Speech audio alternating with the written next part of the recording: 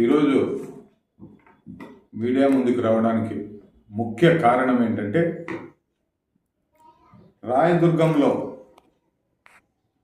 Municipal సమావేశం, council సమావేశం దాదాపుగా నేను చూడబట్టి సంవత్సరం దగ్గరగా వస్తుంది. అప్పటి నుంచి ఇప్పటి వరకు మున్సిపల్ కౌన్సిల్ సమావేశం సరిగ్గా జరిగిండే బాపితే లేదు. ఈరోజు రాయదుర్గంలో కౌన్సిల్ సమావేశము ఏర్పాటు చేయాలి అంటే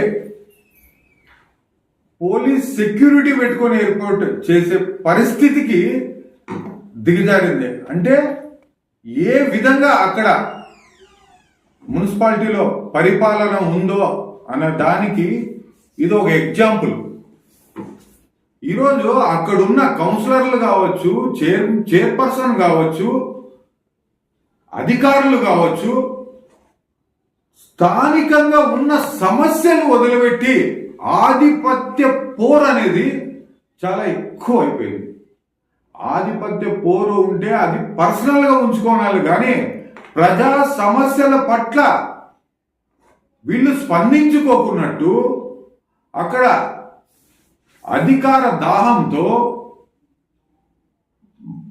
వాళ్ళే పెత్తనమే జరగాలనే ఉద్దేశాలతో కౌన్సిలర్లు కావచ్చు, కొంతమంది అక్కడ ఉన్న వ్యక్తులు కావచ్చు, దాన్ని పట్టుకుని ప్రజలపైన, ప్రజా సమస్యలపైన మాట్లాడుకోకున్నట్టు ఈ విధంగా చేయడం అనేది చాలా దరిద్రంగా ఉందని చెప్పేసి నేను చెప్తున్నా.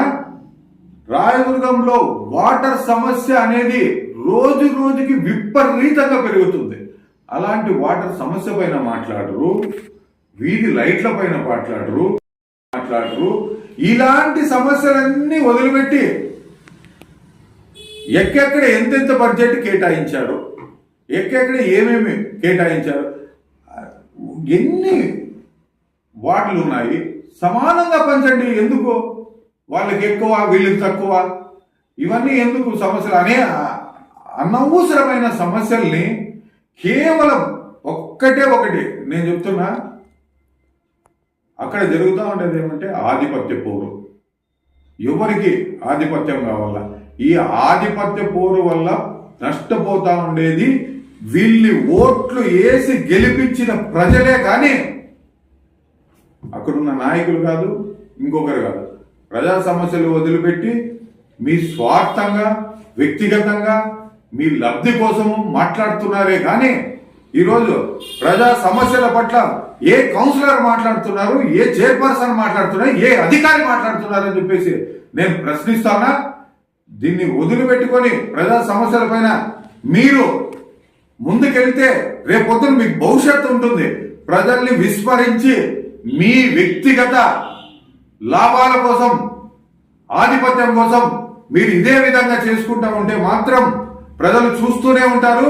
ప్రజలు వచ్చే ఎలక్షన్లో మీకు ఖచ్చితంగా బుద్ధి చెప్తారని చెప్పేసి తెలియజేస్తూ జై భీమ్, జై భారత్.